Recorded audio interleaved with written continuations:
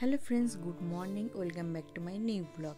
Train থেকে কিন্তু আজকের এই ব্লগটা আমি স্টার্ট করছি। এখন বাজে 6:20 মতন। এদিকে দেখো আমাদের এনজিবিতে ট্রেন কিন্তু চলে এসেছে।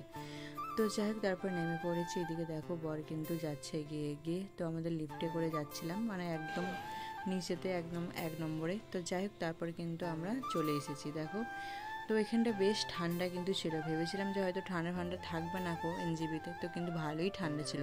তারপর সোজা চলে এলাম একটা ট্রাভেলসে। তো এখানে আমাদের প্যাকেজ করে নেওয়া হচ্ছিল যে কত কী খরচা হবে, কোথায় কোথায় আমরা ঘুরতে যাব।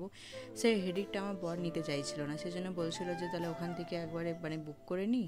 ওরাই গাড়ি ফাড়ি সমস্ত তোমরা যারা গেছো তোমরা তো তারা জানো, তোমাদের গাড়ি নতুন করে আর কি বলবো, তাই না বলো। তো যাই হোক, তারপরে দেখে দেখো গাড়ির মধ্যে ওয়েট করেছিলাম, মানে কি বলবো, ওয়েট করতে করতে তখন বললো যে গাড়ির টায়ার চেঞ্জ করতে হবে, গাড়ির টায়ারটা একটু লিক আছে, হাওয়া নেই, এসব বলতে থাকলো। তো ওরা আগে চেকই করেনি। তো তারপর যখন মানে প্যাসেঞ্জার উঠে পড়েছে তখন ওদের নাকি আবার চেক করতে ইচ্ছা হচ্ছে। খুবই বিরক্ত লাগছিল। তাও যাই হোক, আধ ঘন্টা হয়ে গেছে।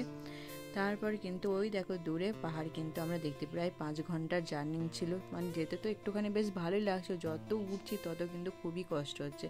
মেয়ের তো মানে কিছুতেই থাকতে চাইছিল না গাড়ির মধ্যে, ওর তো খুবই কষ্ট মানে পেয়েছে।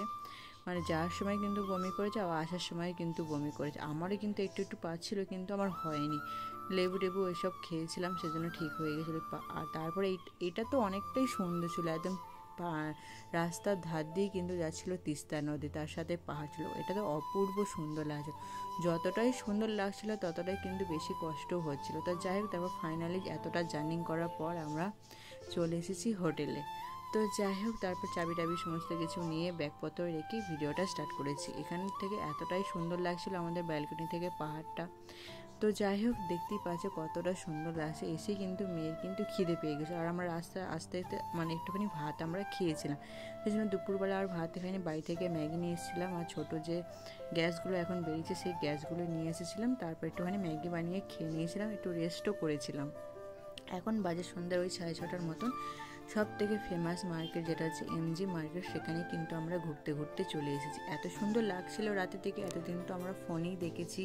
তো এখন আবার নিজের চোখে কিন্তু দেখলাম অপূর্ব একটা সুন্দর একটা দৃশ্য। তো চলো আজকে ভিডিওটা এখানে শেষ করছি, টাটা।